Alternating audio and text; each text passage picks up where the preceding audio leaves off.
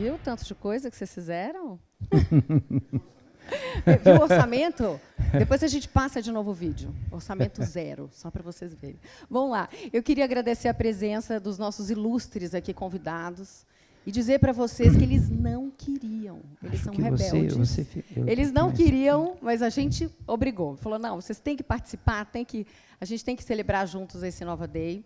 Eu gostaria de agradecer também todos vocês que vieram. A gente está hoje com a casa cheia aqui no Laboratório de Inovação da Escola de Formação de Professores, da Secretaria da Educação do Estado de São Paulo. Muito obrigada a presença de vocês. Faz muita diferença aqui para a gente.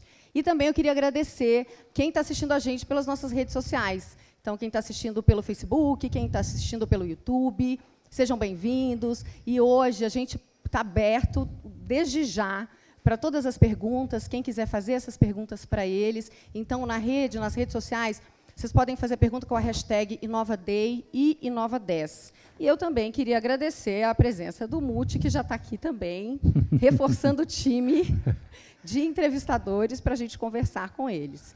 Bom, o InovaDay ele é formado por um comitê gestor composto por órgãos dos poderes executivo, legislativo e judiciário, nos níveis federal, estadual e municipal. E é um grupo cheio de energia, de vontade, que faz esse evento acontecer há tanto tempo. E eu vou agradecer essas pessoas, essas instituições. Unidade de Inovação, Escola de Formação e Aperfeiçoamento de Professores, EFAP, Escola Paulista de Contas Públicas do TSE, Secretaria Municipal de Inovação e Tecnologia, Escola Municipal de Administração Pública de São Paulo, Programa de Gestão e Inovação da Justiça Federal, SP, Universidade Corporativa do Metrô de São Paulo, o Laboratório de Gestão do Governo do Espírito Santo, a Assembleia Legislativa do Estado de São Paulo e a Fundação Vanzolini, que também é responsável por essa transmissão aqui ao vivo. E, para não perder a tradição, a gente tem sempre as boas novas da inovação, só que dessa vez a gente vai fazer um mistério, então vocês não podem perder a próxima edição do Nova Day, que a gente vai falar sobre uma iniciativa, né, que nasceu aí na Justiça Federal de São Paulo, no Laboratório de Inovação. Essa iniciativa está dando frutos pelo Brasil, mas então não perde o Nova Day, a próxima edição, que a gente vai contar melhor sobre esse assunto. E como hoje a nossa edição é comemorativa, então, como eu já disse, né, a gente decidiu trazê-los aqui, não só para prestar uma homenagem a eles, como idealizadores desse projeto, né, tão consistente, que há tanto tempo está aí falando sobre inovação, mas também porque a gente quer ouvi-los sobre como é que foi isso, esse desafio de há 10 anos falar sobre esse assunto, e também a gente quer ouvi-los sobre o futuro. O que vem por aí? Será que dá para a gente saber? Será que não dá? Então, a gente vai conversar com eles. E aí, eu vou fazer assim, ó, para dar. E eu queria pedir para vocês, quem quiser que estiver aqui, quiser fazer perguntas, já pode começar. E aí a gente pede para vocês irem ao microfone para todo mundo assistir também pela internet, ouvir a pergunta de vocês. Eu vou começar. Aí depois, Muti, você também vai, e todo mundo que quiser falar. Tá bom, eu estou com um questionário longo aqui. Ah, não, peraí. Você está... Estudei para sabatinar os guris. Eu também, né? Pelo amor de Deus, é muita responsabilidade. Mas o que eu queria perguntar para vocês, pode ser para os três ou para um de vocês, é o seguinte. Vocês começaram a tratar sobre inovação muito antes desse assunto virar moda. Porque agora está na moda. Todo mundo fala de inovação, todo lugar tem inovação. De onde que vocês tiraram essa ideia? Como é que isso nasceu? Se dá para responder rápido, né? Não sei, mas um de vocês, como é que surgiu isso quando nem se falava sobre esse assunto? Bom, primeiro, bom dia a todos. É sempre um prazer estar aqui com vocês, rever queridos amigos que a gente há algum tempo não os via. Bom, essa questão da inovação surgiu para a gente. Nós começamos a trabalhar em 1995, no primeiro mandato do governo Covas, juntos no chamado Sistema Estratégico de Informações. E começamos, como todo mundo sabe, em maio de 95, surgiu a internet comercial no Brasil. Então, naquele momento, a gente começou a trabalhar muito no chamado governo eletrônico. A gente já percebia que essas novas tecnologias tinham um impacto muito grande dentro dos órgãos governamentais, que, por sinal, estavam, na época, muito atrasados. 10 anos depois, quer dizer, no começo dos anos 2000, a gente percebeu que estava na hora de mudar. Não dava mais. Tudo aquilo que a gente estava fazendo, fortemente calcado nas novas tecnologias, não era suficiente para atender a complexidade dos problemas que a gente já enfrentava. A gente já tinha feito o poupa-tempo, a gente já ia no poupa-tempo, a gente percebia, somente no poupa-tempo da Sé, no poupa-tempo de Santo Amaro, quer dizer, você tinha espaços quase 7, 8 mil metros quadrados, uma quantidade enorme de órgãos prestando serviço de alta qualidade para o cidadão, mas ainda não era o suficiente. Quer dizer, a gente focou muito na tecnologia e a gente propôs, naquela época, no início dos anos 2000, trocar o E de eletrônico pelo I de inovação. A gente percebeu que as mudanças tinham que estar centradas na pessoa, no cidadão. Sem dúvida que a gente vai usar as novas tecnologias. Era impossível não usar. E começou a partir daí. Surgiu logo em seguida o Inova Day, desculpa, porque a gente começou a perceber que a maioria dos órgãos, dos servidores públicos, não tinham acesso, não tinham conhecimento do que estava acontecendo com as novas tecnologias. O que era a internet, o que estava acontecendo, como é que ela estava vindo, como é que ela estava afetando a vida de todo mundo. Então, a gente achou importante preparar, levar para as pessoas o que estava acontecendo, trazer quem estava trabalhando com inovação. Foi na época que surgiu o conceito esse novo conceito de inovação organizacional. Então, foi uma conjunção de situações que fizeram com que a gente despertasse para levar, expandir, levar o conhecimento dos servidores que, sim, é possível inovar. A gente acreditava e acredita ainda que é possível inovar dentro do setor público, em qualquer lugar. O Álvaro, o Pepe, especialista em gestão do conhecimento, o Álvaro sempre prospectando as novas tecnologias, e aí surgiu o Inova Day, porque a gente não tem dúvida que o governo de amanhã tem que começar hoje, porque senão a gente não chega lá. Ricardo, você tem o direito de fazer a próxima. Não, é muito Está chegando bacana. um monte aqui pelo celular. Tá vendo? Só justificar, se eu ficar olhando a tela, é porque está chegando pergunta, tá? Não, mas é bacana poder reunir-nos aqui, foi uma negociação dura, viu? Quero confessar a vocês que essa turma está acostumada a ficar muito do lado de trás da câmera. Então, foi uma negociação dura, mas eles se convenceram. E eu lembro, assim, quando eu comecei a conhecê-los, a trocar bola, bater bola com eles, eu lembro que eu estava dirigindo a área de novas tecnologias na TV Cultura de São Paulo, e nós sentamos, 2007, né? Não, e nós sentamos, ele já o Poupa-Tempo era um sucesso, né? E eu cheguei lá com uma ideia, falei, vamos fazer o Poupa-Tempo digital, onde tem um terminal lá, o cidadão se aproxima, tem um sensor, a pessoa recebe ele, pergunta, tá bom.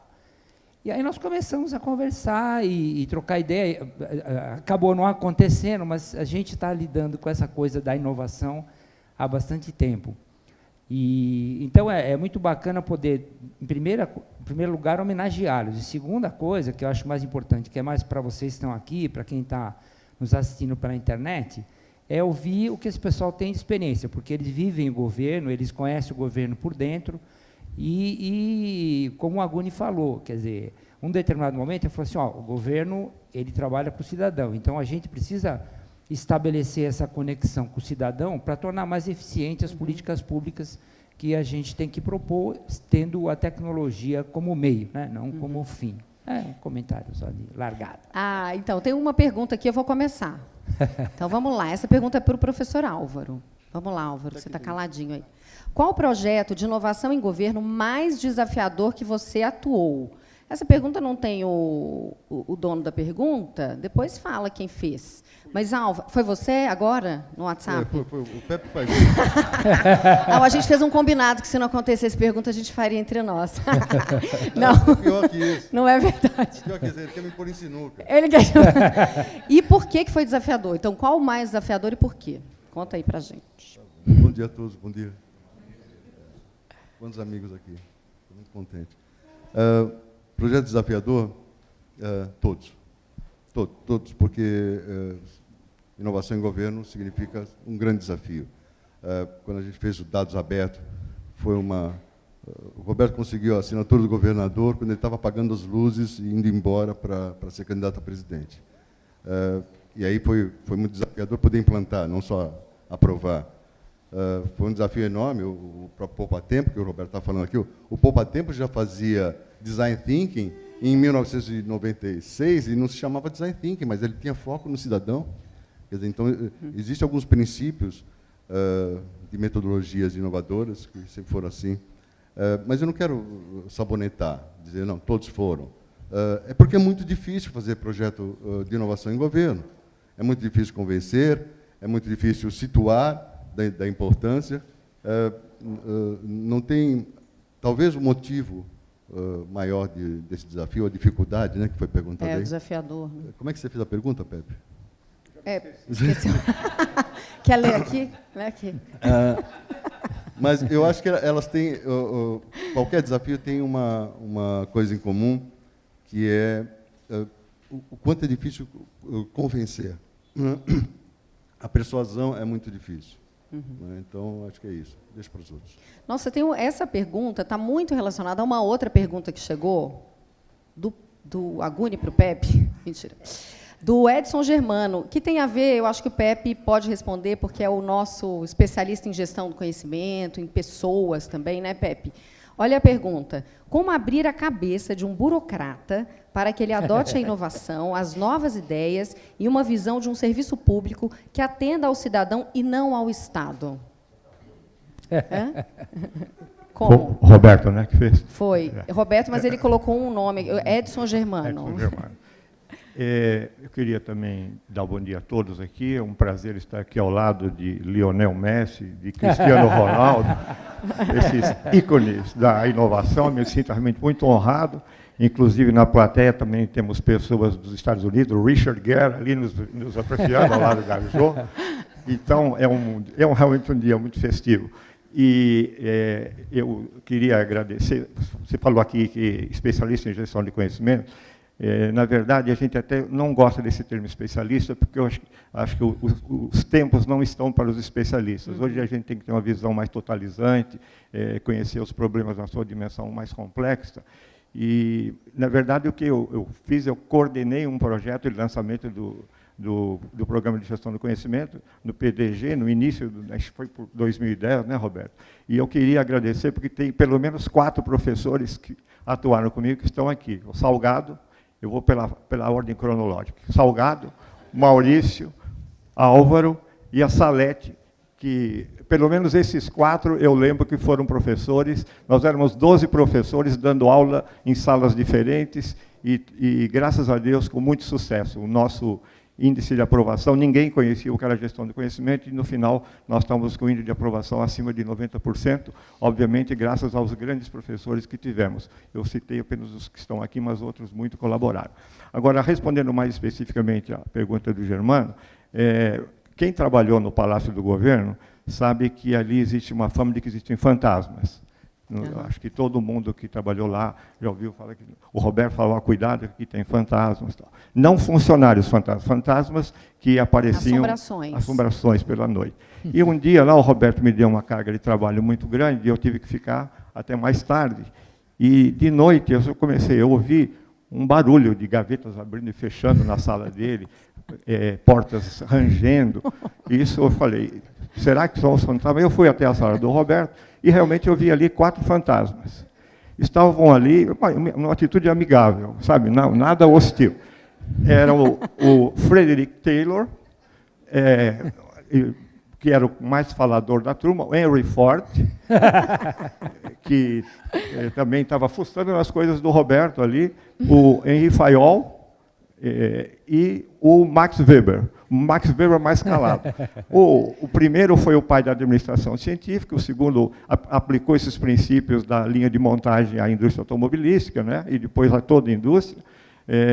O Fayol, ele criou a administração no sentido de introduzi-la nas organizações, isso não existia. Ele criou os chamados departamentos, subdepartamentos, e dizia que um não pode falar com o outro. E o Max Weber criou a burocracia, que é bem diferente daquilo que a gente entende, que, na verdade, era um ato de defender o Estado contra o setor privado que tentava se oportunizar desse fato. Eu perguntei para o Henry Ford, é verdade que você falou assim, que quando precisava de um par de braços, mandavam também uma cabeça? Ele falou, eu falei isso na época. Tal. Mas eu estou revendo os meus conceitos. Estou revendo meus conceitos. Eu falei, o que vocês estão fazendo aqui? Ele falou, nós somos todos do final do século XIX. Está na hora da gente descansar. E eu ouvi dizer que aqui, nesse núcleo, aqui com o Roberto, tem um negócio de inovação, porque a gente não aguenta mais. Está na hora de vocês nos esquecerem. Porque nós mudamos, nós não estamos mais na era industrial, nós estamos agora na era do conhecimento. E tudo aquilo que a gente falou não vale. Se nós nascêssemos de novo, nós faríamos tudo diferente. Isso tudo o Taylor falando, que ele era o mais falante. Isso daí nós precisamos acabar. Eu confio muito nesse trabalho de vocês, que trabalham com inovação, porque só assim a gente vai esquecer, nos esquecer e nos dar chance a outras pessoas. Por exemplo, tem o Peter Drucker aí que fala que o conhecimento é hoje o grande fator motivador da inovação, da agregação de valor. E ele fala também que os métodos para a criação de conhecimento são totalmente diferentes. Então, não adianta tentar utilizar a gente para isso. Aí eu falei, fiquei contente, porque estava com medo, fantasma, né? A gente Lógico. sempre acha que é uma coisa... Mas eram fantasmas ilustres, então Não, ainda bem que você não mandou eles embora, você tratou eles com educação, isso é importante. E aí nós fizemos, respondendo agora a pergunta, especificamente, o manifesto. Eles quiseram escrever um manifesto das 5 principais mudanças para que eles descansem em paz. Então, a primeira mudança é a mudança cultural. Não se aplica mais à cultura que eles tinham nos problemas de hoje em dia. Isso não dá para fazer. O mindset necessário hoje é totalmente diferente. Hoje nós temos problemas muito complexos, problemas que não podem ser resolvidos a partir de uma visão antiga dos problemas. Essa é a primeira mudança que precisa para transformar o governo em apoio realmente à cidadania e também melhorar a própria condição do servidor. A segunda mudança é a mudança educacional. Os servidores estão preparados, na sua enorme maioria, para problemas que não são problemas complexos. As habilidades necessárias hoje em dia são outras. Então, nós precisamos requalificar o servidor público. Usando metodologias novas, design thinking que o Álvaro já mencionou, comunidades de prática, gestão de conflitos, mediação, todas as disciplinas que normalmente você não vê ensinadas. Mesmo quando você vai convidar alguém para entrar no governo, as questões que são propostas são questões obsoletas, que normalmente serão feitas depois por softwares, não por pessoas. A terceira mudança seria a mudança organizacional. Acabar com paredes. Uma das coisas que mais deixava o Taylor revoltado é aquele monte de parede no palácio. Ele ia gostar daqui, ó. Exatamente isso que ele propõe fazer. Ambientes abertos, onde nós tenhamos condições de que essas novas disciplinas sejam exercitadas, mas não a partir de problemas teóricos que nada tem a ver com o governo. A capacitação hoje tem que ser feita em cima de problemas de governo. Que problemas nós podemos resolver usando novas metodologias e que protótipos nós podemos lançar. A gente pode errar em 90%, mas os 10% que acertarmos já vai dar uma outra consideração para o governo. Depois disso, uma mudança legal, mudança no aparato legal, porque também quem trabalha em governo sabe que tudo aquilo que você quer fazer diferente, alguém fala não dá, não pode, é proibido. Então, o que nós temos que ensinar agora é o seguinte, o que eu preciso fazer para que isso seja permitido?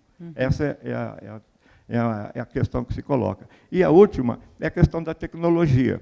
É a quinta mudança, porque o governo ainda entende de forma infeliz, no meu modo de entender, que a tecnologia é feita para ser trabalhada por alguns especialistas para fazer as coisas mais rápido, quando não é nada disso. O computador hoje é para fazer diferente e é uma ferramenta que tem que estar na mão de todo e qualquer servidor público, do mais humilde até o mais qualificado, tem que saber usar essa máquina para mudança, para mudar paradigmas. Então, com essas 5 mudanças que a gente vem propondo, e acredito que vão se consolidar ao longo dos próximos 10 anos, talvez não com a velocidade que nós gostássemos, mas elas vão se consolidar. E aí, sim, nós vamos poder deixar os nossos 4 fantasmas descansarem em paz. Eles e a ainda não cidadania. descansaram, né? Ainda não, eles estão aguardando, eles estão assistindo de algum lugar de Nova Delhi.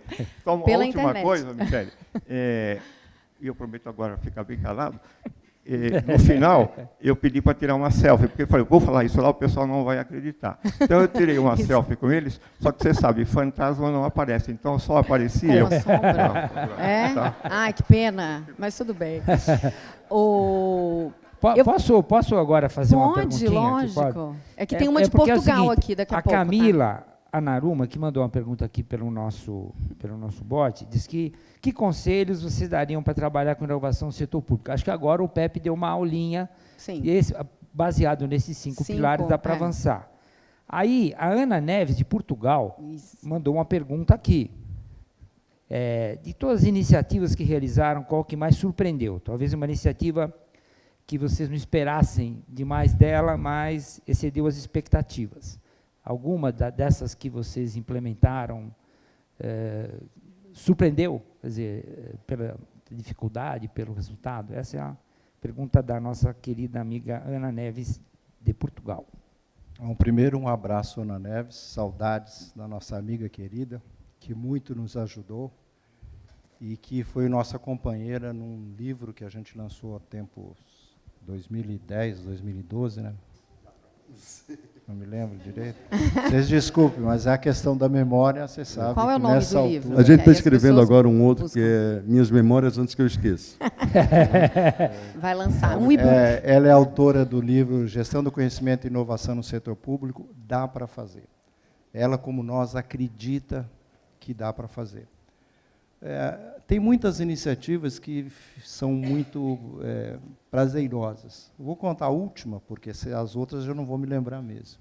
Mas ontem eu tive a oportunidade de conversar com a doutora Luciana Ortiz. A doutora Luciana Ortiz trabalha na Justiça Federal aqui em São Paulo. Há uns 2 anos atrás, ela, no avião indo para Brasília, mostrou um livro, esse livro, Gestão do Conhecimento Dá para Fazer, para o chefe dela, que é o Dr. Paulo. E leram e discutiram os textos, as nossas recomendações nesse livro, na ida para Brasília. Na volta, chamaram o Álvaro e eu para montar o primeiro laboratório de inovação na Justiça, que foi montado no subsolo daquele prédio que fica ali na Avenida Paulista, tá certo? Ali perto do MASP. Ontem ela me dizia que ela está agora em Curitiba, numa oficina lá, discutindo inovação, e já são 7 laboratórios de inovação na Justiça. Eles perceberam que é necessário um ambiente diferente, como esse que nós estamos aqui, onde o próprio ambiente faz com que se quebrem hierarquias, faz com que as pessoas se comportem diferente e que elas possam exercer a sua criatividade, usar o seu conhecimento para transformar a sua gestão, o seu espaço de trabalho, os seus serviços. E é isso que está acontecendo. E isso que deixa a gente muito feliz, tá certo? Porque em 2004, quando a gente propôs trocar o E de eletrônico pelo I de inovação, foi exatamente, tá certo? Porque a gente começou a perceber que era importante não simplesmente usar a tecnologia como estava sendo usado, que é claro, você promove uma automação, as coisas são mais rápidas. É claro, hoje eu faço imposto de renda, já vem pronto. O Brasil evoluiu muito com isso, mas não é suficiente. Não atende, porque ele não tem foco no cidadão, ele não atende à real necessidade do cidadão. Então, a gente começou a trabalhar com esses novos conceitos que estavam circulando aí, aparecendo no mundo inteiro, e a gente fica muito feliz, porque em vários lugares, eu estou citando este, que aconteceu ontem, ontem que eu recebi um telefonema da Luciana, me dizendo que ela não poderia estar aqui, estaria em Curitiba, e contando essa novidade, que já faz parte, todas as áreas da Justiça Federal estão trabalhando com inovação, estão montando seus laboratórios de inovação, espaços como esse, tá certo? Onde é possível despertar a criatividade, reunir pessoas para construir uma nova justiça no Brasil. Quer falar, Pepe? Eu queria só falar uma coisinha sobre a Ana Neves. A Ana Neves trabalhou conosco aqui em muitos projetos, e ela, eu queria fazer um tributo. ela é a minha inspiradora em matéria de gestão do conhecimento.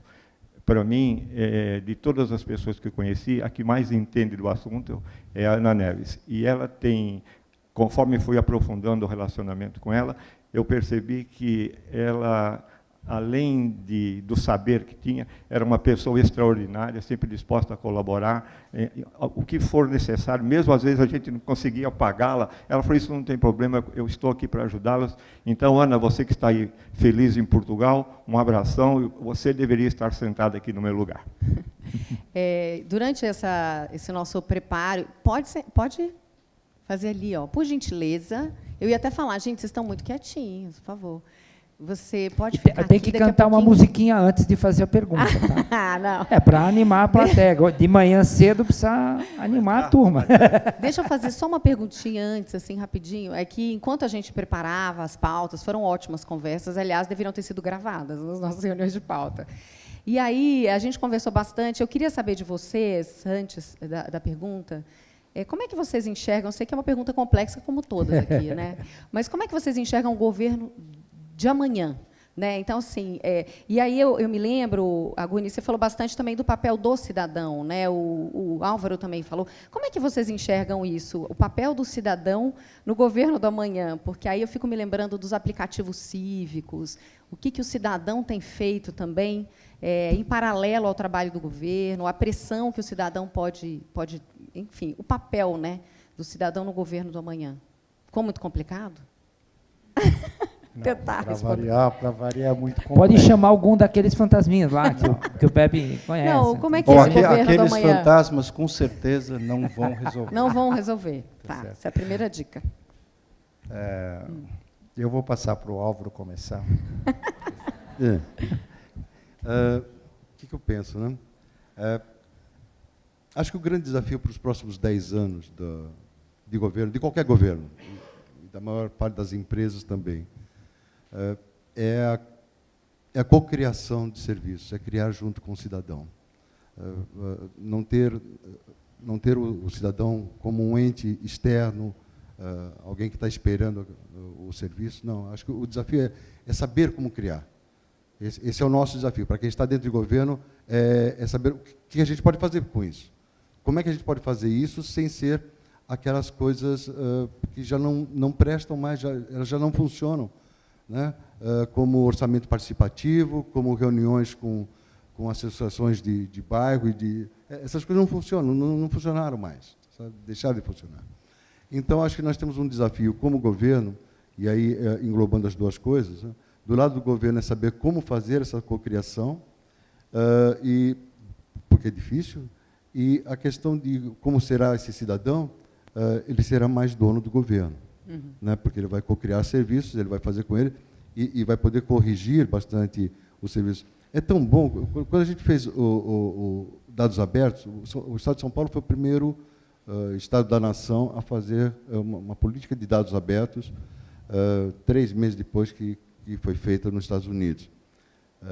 E quando nós fizemos o site de dados abertos, assim por diante, que está dentro dessa pegada cívica que você falou, na primeira reunião dos hackers, e que foi muito interessante, fomos eu, Roberto, ainda não tínhamos liberado, não tínhamos o site, nem tínhamos autorização para colocar esses dados abertos num site. Então, nós fomos na primeira reunião de hackers e levamos em CD os dados. E falamos assim, gente, a gente arrumou isso aqui, vocês podem usar à vontade, né? E o mais bacana foi que depois eles falaram assim, olha, nós corrigimos uma base tua, né? Tinha uma base com alguns erros de dados, a gente corrigiu, estamos devolvendo. Nós trouxemos para dentro a base, e, de fato eles corrigiram, e isso deu para entender um pouco o quanto pode ser útil a gente fazer esse tipo de iniciativa, né? de estar junto. O governo é pouco humilde, né? O governo sempre ele é unidirecional, ele fala, não, mas esses dados são meus, você faça isso. Essa falta de humildade só pode dificulta. até aqui, né? Exato, e essa falta de humildade, ela dificulta muito o trabalhar junto, o fazer co-criativo, né? É ela que dificulta. Então, quando nós trouxemos os dados para dentro, a primeira coisa que falaram foi assim, nossa, a gente não devia ter liberado a base mesmo porque ela estava errada. E é o que acontece com a maioria, não querem expor as bases porque elas têm erro. Mas existe toda uma gente aí fora, toda uma cidadania aí fora, todo um civismo, tanto na área de dados quanto nas áreas de serviços mesmo, pronta para melhorar. A gente tem que ser humilde nisso, sabe? O governo tem que, a partir dessa humildade, flexibilizar as suas normas e regras e a sua imponência e prepotência para poder cocriar serviços. Eu acho que é isso. Só completando, quer dizer, a gente está vivendo uma verdadeira revolução, uma transformação permanente e diária nas nossas vidas. Eu acho que o governo do futuro, a perspectiva do governo do futuro é construir um governo, construir um modo de trabalhar, novos serviços, centrado na perspectiva do cidadão.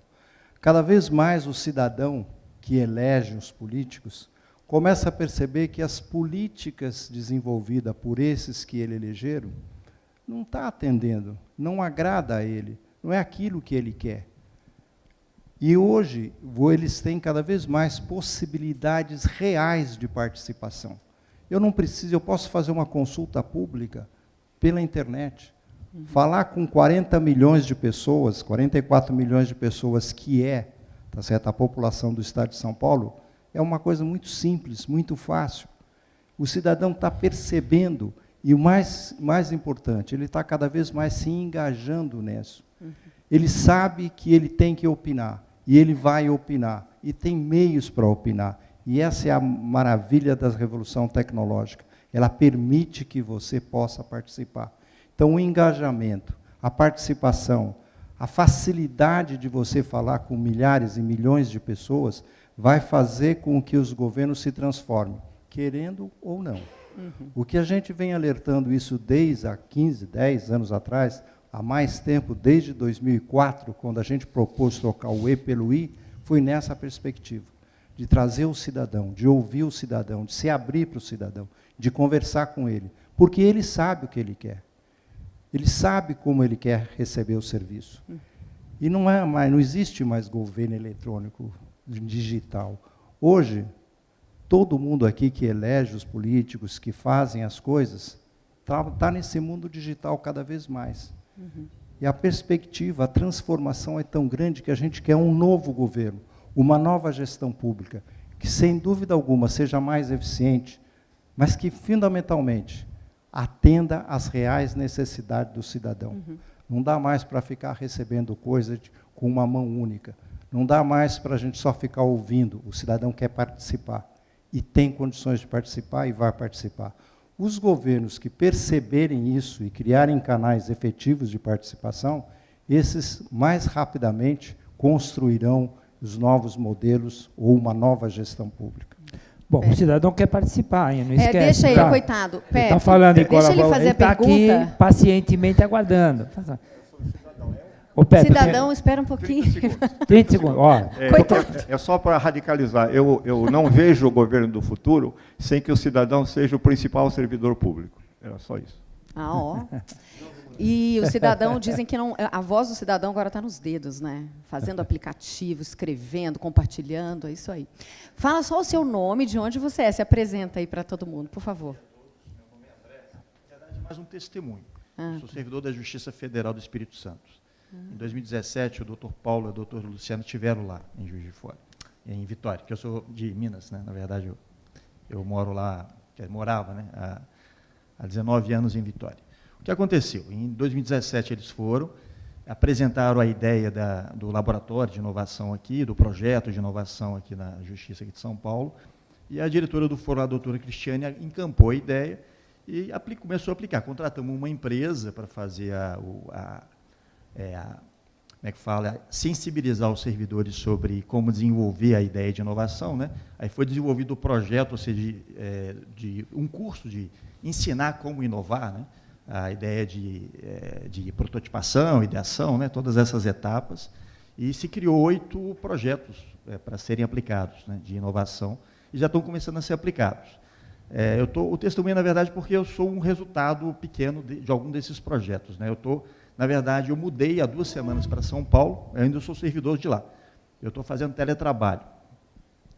Um dos motivos mais importantes da minha mudança é que eu tenho uma filha surda, ou deficiente auditiva, que é politicamente correto falar, né? Mas surda, que está estudando aqui por uma necessidade dela de formação de vida, né, pessoal, profissional, e é necessário que eu viesse junto para dar o suporte para ela, né?